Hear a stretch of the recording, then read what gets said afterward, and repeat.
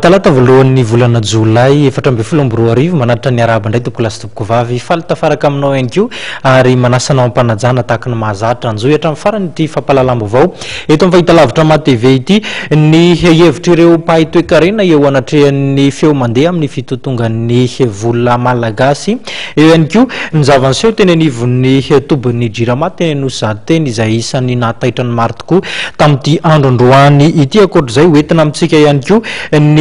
zava-misy teny anivon'ny lapany anteny miram-pirenena teny sy ny faneho-kevitra netiny izany filohan'ny androm-panjakana izany lafombaovao manasongadina ny toe-karena no anomboantsika ny voary amin'ity takariva ity nanamafy ny tale général ny lefitra tahirin'ny mbola iraisam-pirenena na ny FMI tamin'ny androny omaly fa tsy misy akory ny antsona hoe d'évaluation ho an'ny vola malagasy fa ny lalànan'ny tolotra sy ny tanady no mamaritra ny sandam-bola eto amin'izao tontolo izao raha ny fanamarian'izy ireo eo anatrehan'izay nitondra ny fomba fijeriny ny mpahay toe-karena iray.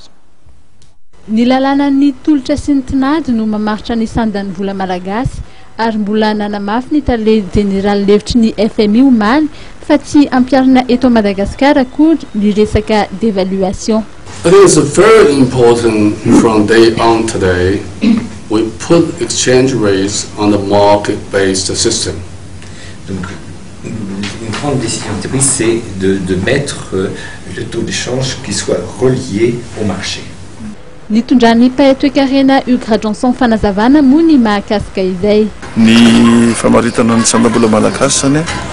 dia ny tolotra sy ny tinady araka ny lazainy.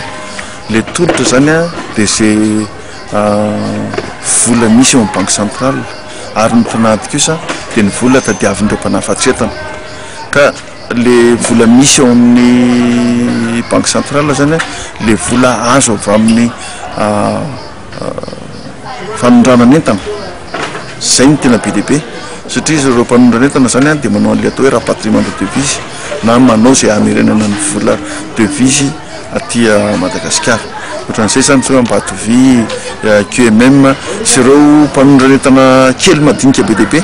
zay tena be dehibe izy ireo mety hoe 20 000 euros, 30 000 euros, 50 000 euros matetika fa reny fa herikerika matondra drano reny be dehibe. Nasiany teny ihany koa ny mikasika ilay fanampin'ny tahirim-bola iraisam-pirenena mitetina 770 faingo iray tapitrisa $, ho an'ny antsoina hoe balance de paiement. Amin'ny voalohany aloha le tombontsoa zany dia satria hoe aide à la balance de paiement ilay izy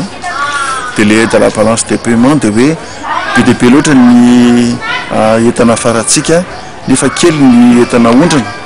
dia noho izany zany ao anatin'izay zavatra dia le fahazoanan'le vola zany ahafahantsika manafatra entana bebe kokoa arakarak'izay ilain'ny mpanjifa